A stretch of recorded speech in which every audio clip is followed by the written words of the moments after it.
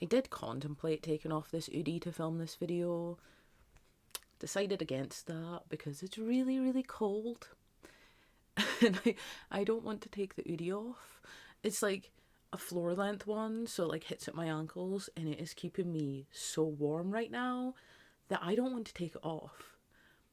So we're doing another video in an hoodie. Like, who's surprised? No one. Hi friends, and welcome to another video. Today I will be bringing you my surprising and disappointing reads of 2024.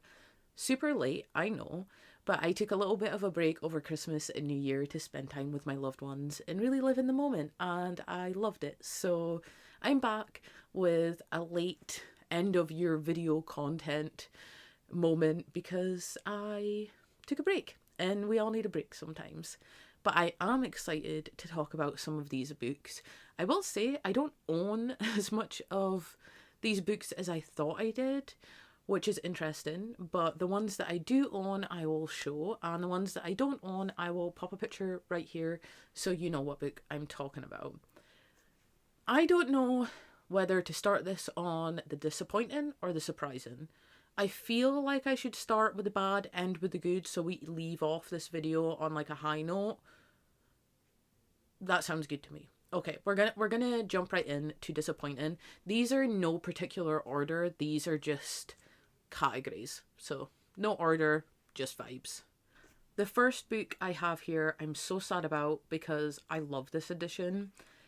It is The Coven by Harper L. Woods. Look how gorgeous this edition is. Oh, oh, it's just so fabulous. I love it. And this, I did give this 3.5, which means it is still allowed a space on my shelves. If you don't know, anything below a 3.5 goes because I just don't have room for a 3.5 or below on my shelves. And anything above a 3.5 can stay. There is some caveats to that. If it's above a 3.5 and I don't think I'll ever reread it, it can go. This just managed to scrape the barrel at a 3.5. I'm happy because I love the edition and I do plan on reading the sequel, but I just was so let down from this. I had originally discovered this on Kindle Unlimited, and when I went to get round to it, it wasn't available on Kindle Unlimited anymore because I never get round to things on time. So when I seen that Fairy Loot Romantasy were doing this as part of their subscription, I was so excited. Unfortunately, this just hit the mark, like missed the mark for me. I will leave oh my goodness, I'll leave a link or like in the description. I actually vlogged while I read this, so I have a whole vlog dedicated to this book. So unfortunately for me, this was just a letdown because when you read the synopsis, you are kind of made to believe, right, that Willow will go to this university and be the ruin of the coven that presides over this magical university. And that does happen. But it's just, it doesn't feel like there's any urgency to the plot. It kind of just felt like we were going through the motions. And there is a romance in this that I was fine with. At the start, I was down, but it just kind of started to fizzle out and annoy me more than actually, like, for me to become obsessed with it. Because I wanted to be obsessed with it, but it just wasn't. And, like, it was an interesting premise. The characters were well written. I did enjoy the characters. It just lacked urgency, and it kind of felt like forced romance. Like, it felt like it was pushing something that didn't really have as much chemistry as I would like. I will leave that vlog linked because I have more succinct feelings in that vlog as I read it in case you're interested. But I'm so gutted because it's just, this cover is just so fabulous. It stays on the shelves for now, but if I need room and it's between this and a 4-star, unfortunately this one would have to go. The next book I have is No One Can Know by Kate Alice Marshall. And I read this because I was so excited coming off the back of What Lies in the Woods by this author. I gave that a 4 4.5. I can't remember. It reminded me of a true crime case, and that's maybe why I enjoyed it so much. It was. I also spoke about it in my favorite thrillers part 1. I will leave that linked in case you're interested. Um, so I was really, really excited for No One Can Know coming out, and like the premise sounded really good. Three sisters all reuniting in their childhood home where their parents were murdered. One of the sisters was the prime suspect. It sounded so, so good, but unfortunately it just fell flat. We had flashbacks which took me out of the story. Like, I didn't enjoy the flashbacks as much as I enjoyed the present day, like, situation. And I think it was just, it was too busy while doing nothing. Like, it was hella busy, flashbacks, different characters, POV swap. Was there a POV? I'm pretty sure there was POV. Yeah, because we followed all the sisters. I'm pretty sure it was POV. It's been a year since I've read this. Don't hold me accountable to that one. I'm pretty sure it was, though. And, like, so there was a lot going on. It was very busy, but it started to drag. So it was going slow. I didn't enjoy the flashback scenes, and the overall resolution just left me feeling like, that's it. So unfortunately, this was not a hit from this author. I will be reading their 2025 release because I think they could definitely write something like What Lies in the Wood, where it just like completely immerses me into the story. But unfortunately, No One Can Know was just a huge letdown.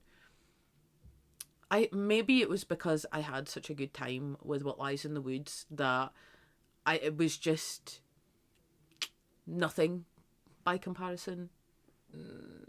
Okay, what's the next book? The next book, oh god, okay.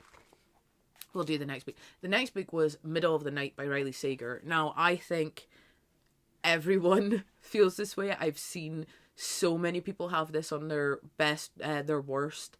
I've seen so many people shit on this book. And I honestly think I've never read a Riley Sager from a male POV. Because if you think about it, all of his other books are from female POVs, right? And I was excited to see him try something different. I actually prefer Riley Sager's female protag to this Ethan. I'm pretty sure it was Ethan. Ethan and Billy? I'm pretty sure it was. I'm gonna look that up because it was, I'm sure it was Ethan. Yeah, Ethan and Billy. So yeah, it was an interesting shift that I was really excited for, but I just didn't enjoy it as much as I enjoyed like his other characters. Kit, for example, is like one that springs to mind. The character in Lock Every Door, Maggie in Home Before Dark, like I enjoyed his female characters. So when I was introduced to Ethan, I was just like, I don't like you. And I don't know why that is. Essentially, in this story, Ethan and Billy are young kids camping in their back garden, and Ethan wakes up, there's a knife slash in the tent, and Billy is gone. Years later, he's still a missing person. I gave this 3.5. So again, it wasn't the worst thing I ever read. It's not the worst book I've ever read. It's just, it was disappointing for a Sager book for me. I was so excited for it, and I just felt let down. Like, I didn't really enjoy Ethan as a character. He was fine. I didn't dislike him.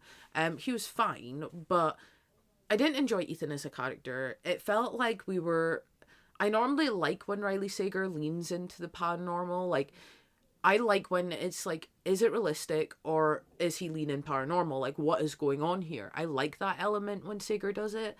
But in this book, I knew that it wasn't gonna come of anything, and that ruined my enjoyment of it, unfortunately. Like, I think if it went, I apologize if you hear anything.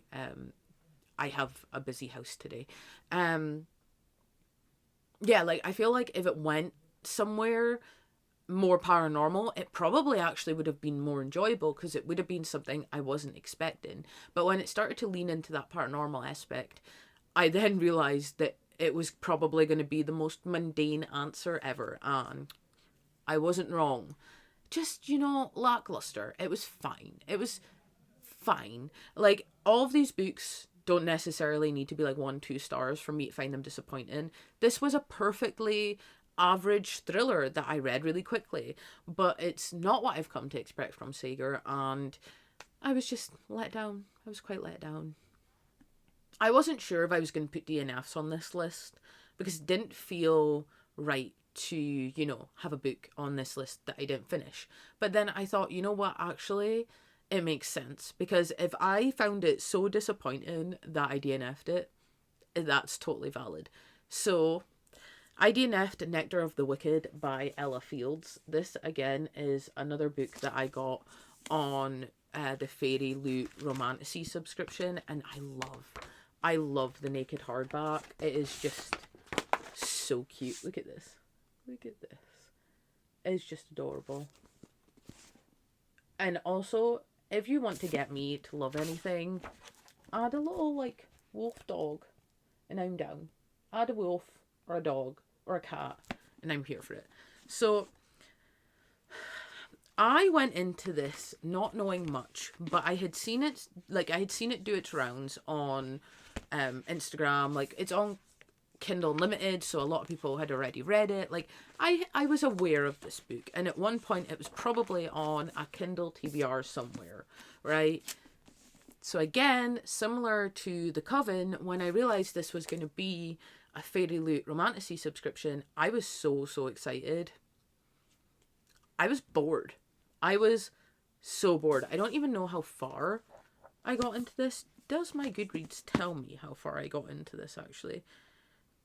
Another goal for me this year is to write more reviews and a Nectar of the Wicked, that's what we're looking for, and update my pages. Right, let's see. I got 41% of the way through, and I wrote, maybe I'm just not sold on Florian yet, and that's why I'm not as invested as I would like to be. So far, this is reading basic. Now, I don't think basic is a bad thing. When done right, it can be a hit, but I'm a little bored, and I don't like it because look at this cover. And that's me talking about the naked hardback. So yeah, I wasn't sold on Florian as a love interest, and then on top of that, the fact that she called herself Flea annoyed me so much. I was like, just give yourself another name. Her guardian called her Flea because she obviously was a horrible woman and didn't like her. And then she started telling everyone she's called Flea. And I was like, just call yourself something different.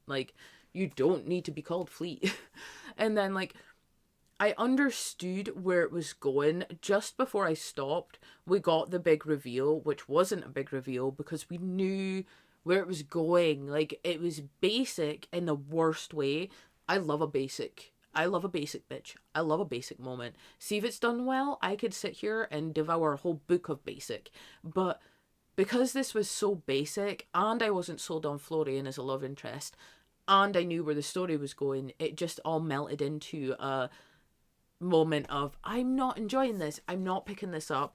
I shouldn't be forcing myself to read something I'm not picking up. And considering I can kind of predict where this is going, is there point reading it? The answer was no.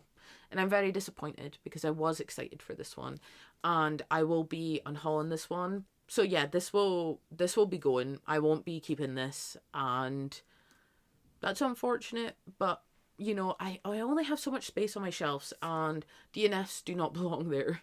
The next book I have here is Home is Where the Bodies Are by Geneva Rose.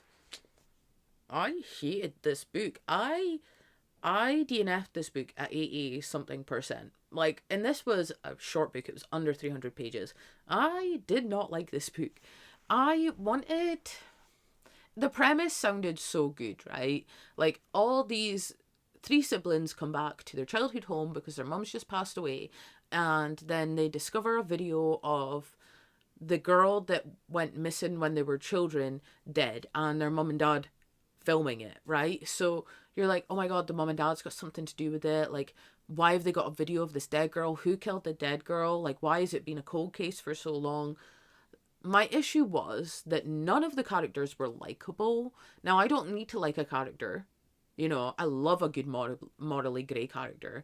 I don't need to like a character in order to enjoy a story. But when you have 3 characters that are all unlikable, and then a situation that is predictable. I predicted this. Like, I decided to DNF this at 80%, went on to Goodreads, read what happened, completely predictable in my eyes.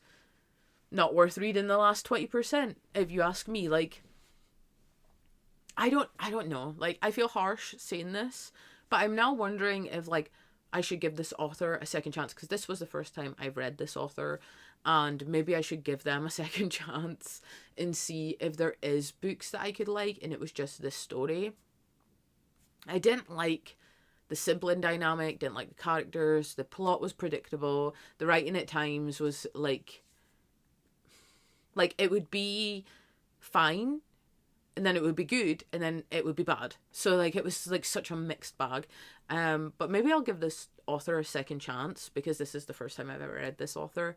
Yeah, just not what I expected. And if I'm struggling through a less than 300-page book, then it's just not worth it, unfortunately. So yeah, I will leave, if I have any reviews or vlogs or anything about these books, so you want more in-depth thoughts, I will leave them linked in the description for you to go have a peruse of. The final book, which I don't think I've spoken about on my channel, was The Merciless. Can't remember the author's name though. I will leave it here. I had this on my radar for, God, we're talking maybe 7-8 years. And I finally decided to pick it up, and it was fine. I think I gave it a 3-star. Like, it wasn't the worst thing I ever read. It was fun. It was exactly what was sold to me. It was lackluster. When I want a book about demon possession and Mean Girls, and, you know, you take like the Poltergeist or like the Exorcist and mix it with like Regina George and Mean Girls, I'm expecting some kind of magic. This just wasn't it. It was fine. Like, I think if I read this when I was a bit younger, I would have devoured it. I think this would have been such a Shannon book like 10 years ago. But now, because I read a little bit more horror, because I've read some extreme horror, because I'm in a better like sync with what I like in books. Also, I'm older, it just didn't quite hit the way I wished it hit. And this is a testament to, when you buy a book, read the damn book, because if you don't, there's no chance that like the later version of you, the future you, will enjoy it the way that present day you enjoys it. Does that make sense? I'm pretty sure it makes sense. Like, if I read this when I bought it, it would have been I would have loved it. I would have gave it a better star rating. But because I've read it, I'm older, I'm not so, like, I know what I like and what I don't like in books more than I did 10 years ago. This book suffered because I didn't read it when I bought it. Oops. So yeah, those were the disappointing. No One Can Know, Middle of the Night, Home is Where the Bodies Are, The Coven, Nectar of the Wicked, and The Merciless. All disappointing reads. And, like, 2 of them were DNFs. And, like, maybe, as I said, I'll maybe give Geneva Rose another shot. And I'm still going to read Kate Alice Marshall and Riley Sager's 2025 release, because I've enjoyed books in the past from them. I just feel like these were letdowns. Now on to the fun side of things. The surprising books. The books that I am hyped to talk about, because I'm like, I can't wait. Right, so the books that I am excited to talk about. The surprising category. The exciting category. The time where I get to talk about books that, blew me away when I didn't know if they would or not. So, The first book is Fangirl Down by Tessa Bailey. Now, I technically read this as a joke. I technically picked this up to have a laugh with my friend, because it was, oh God, an Afterlight pick. And we were like having a laugh, being like, how can you make golf sexy, right? So, like, how can you make golf, sexy. And that's really done it for me. I mean, I don't know how. I don't know how this happened. I don't know why. But I read this and then, like, I was making a laugh and a joke of things at the start, and then I actually really started to enjoy it. And I started to enjoy Josephine, the main character. I enjoyed her a lot. She was strong and confident, and even though she had her struggles, she didn't let them hold her back. And like, she really is a fangirl, and you got to give girl props for her dedication. Like, she's out here holding signs for a golfer. Like, I'm impressed, Josephine. I'm impressed. I really enjoyed this more than I thought I would. I loved the characters. The setting was really interesting. And the whole, like, she's gonna help him get his game back aspect. Like, I just really enjoyed it. I'm so surprised. So, like, I think when I first finished it, I gave it a 3.5. But upon reflection, I honestly think that I want to give this a 4. And maybe I should wait until I reread it. But, like, I feel like looking back on this makes me feel like it should be a 4-star read. I don't know if I'm crazy for that, but I really enjoyed this. Golf, not something that I would find sexy. Also, it's like, like 370 pages. So it's not a short book by any means. Flew through it. I read this really fucking quickly. I originally read it on my Kindle, and then I bought myself a physical copy because I enjoyed it that much. I also have the sequel up there, The Au Pair Affair, because they're introduced in this one, and I want to know. Fangirl down. Golf can be sexy. Moving on to another note, we have Come Out, Wherever You Are by Harley Beck. This is not for the faint-hearted, people. Read your content warnings. Read your content warnings, okay? Loved it. I think I gave it 4 stars. Like, weird as fuck. Fever dream. I still think about this ending. I want to reread this because I'm like, there are so many clues that I probably missed coming towards that ending. Oh, it's a crazy time. It's a crazy time. At the start I was kind of like worried because, like, it's a erotic horror, which is not something I have read a lot of, and I was a little bit worried as to what I would think of it. And also the characters start very, like, young, not very young, but the characters start coming out of their senior year on their break from college. I can't remember. So I was worried how the ages of the characters would pan out. I asked the author, and when all the freaky horror erotic shit starts happening, all the characters are 18 and above. So if that's something that you would like to know before jumping into this book, I asked the author. And it's intense. It is intense. The whole way through this book I kept going, is this really happening? Is this a dream? Is she psychotic? Is she seeing ghosts? Are we being lied to? Like, the whole narrative was just so confusing and so good at the same time. Like, essentially, you follow this girl, completely forgot the main character's name. You follow her, and she is driving. I can't remember if she's under the influence, but she's driving, and she hits the, like, star football player at her school and kills him, dumps him in a ditch, and then she starts seeing him everywhere, and you're like, oh my god, like, she's getting haunted, or, like, has her oh my god, like, has she had a psychotic break? Like, so much going on that you just, like, I don't know. It's a fever dream. I want to reread this. I think there will be more clues. Now that I know the ending, there will be more clues. And I still think about this ending even now. And it does make me want to pick up more from this author.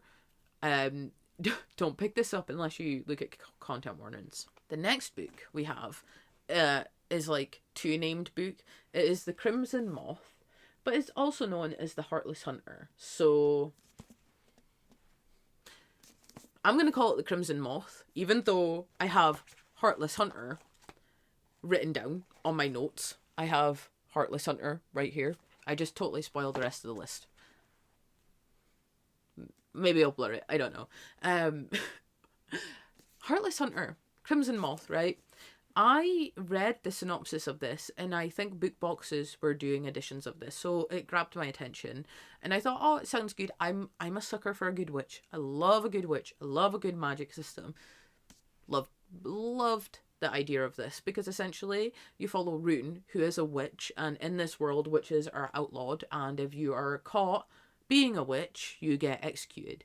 So Rune is hiding her witchiness behind a shallow persona of a socialite while she saves witches on the back end. The only thing is her best friend's brother is part of the guard that hunts witches, and she needs to trick him, so she needs to get close to him, and that is dangerous territory. If you know, you know. There is a scene in this coming to the end that I did not expect. I was like, oh. I had a very set up idea in my head of what was going to happen, and I thought it would lead on into the second book. Like, I thought it was setting up for a situation that would continue on to the second book, right? No, that can't happen now. Like, that's completely out the water, and now it's personal. Like, Rune and Gideon, like, it's personal. One of them is going to have to die, right? Like,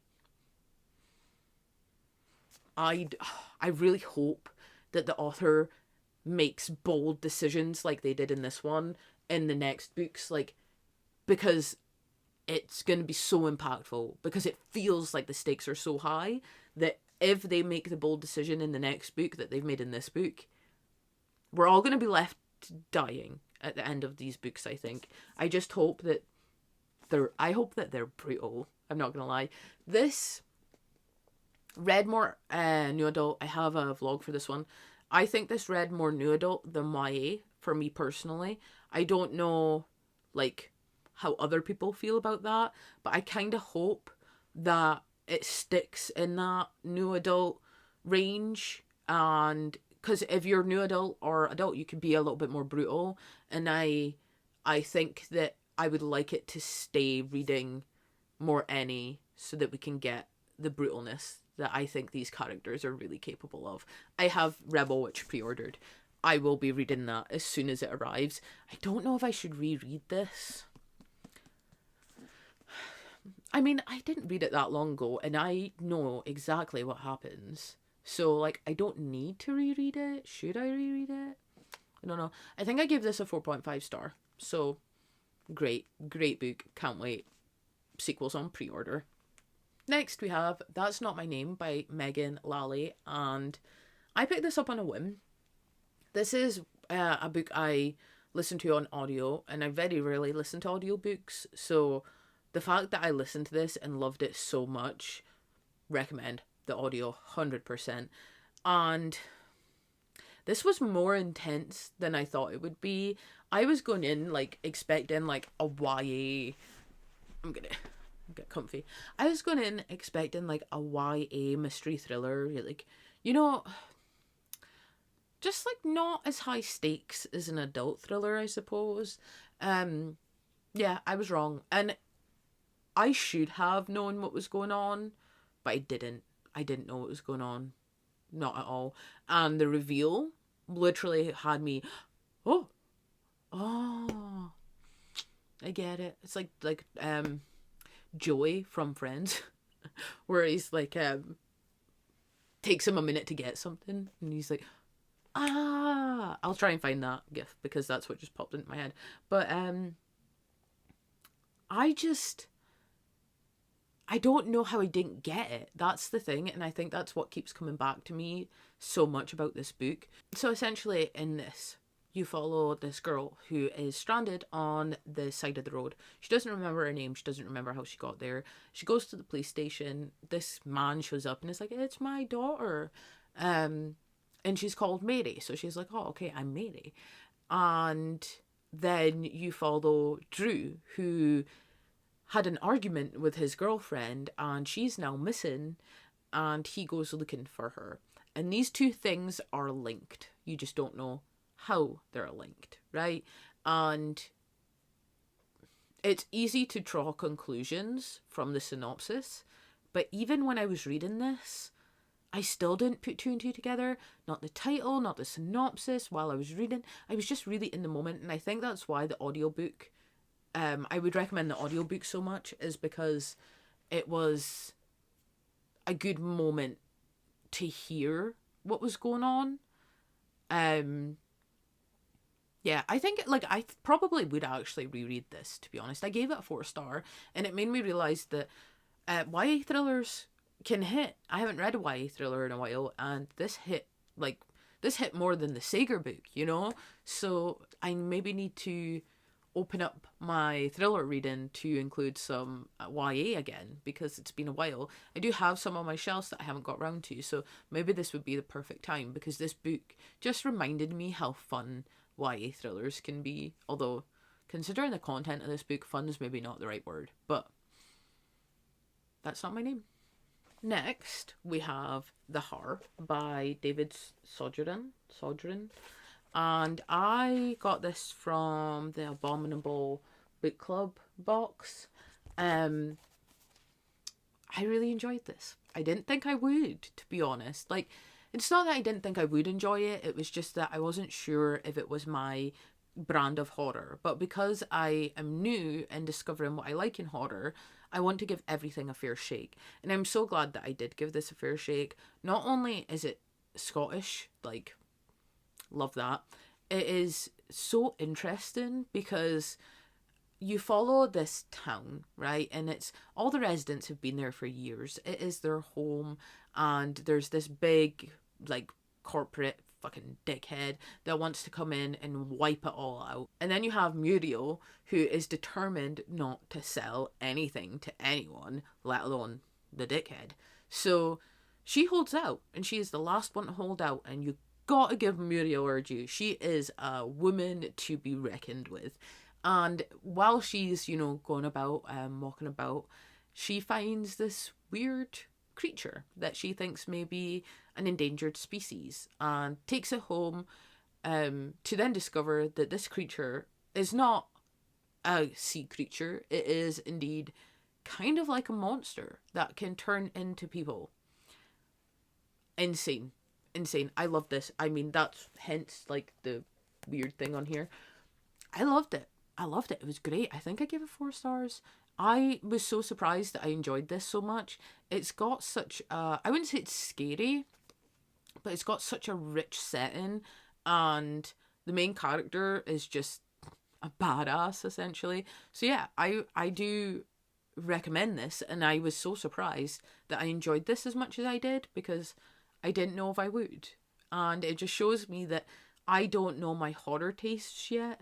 So again, another thing in 2025, I will take out a goals video, but another thing in 2025 is I want to read more genre specific things to try and find what I like in those specific genres. And apparently, I don't know if this would be monster horror. Would it be folk horror? I don't know. I don't actually know what this would fall under, but apparently it does the job. So I enjoyed this. The next book, another YA thriller. Kind of interesting that these are on my list. Maybe it's because I don't read them much anymore, that when I do, they just seem to hit. The Naturals by Lynn Barnes, something Lynn Barnes. I'll leave the cover up there. I've had this on my radar for absolute years, because of course I'm going to have something that is connected to Criminal Minds on my radar. Like, if you say it's like Criminal Minds, I'm here, I'm down. So pick this up. And the reason I think this was so surprising is because, again, it was a YA thriller. Haven't read one of those in a while. And also, it's got so much hype that I was worried that it was going to be a letdown. Loved it. Absolutely loved it. Essentially, you have to suspend your disbelief with this book series and this book.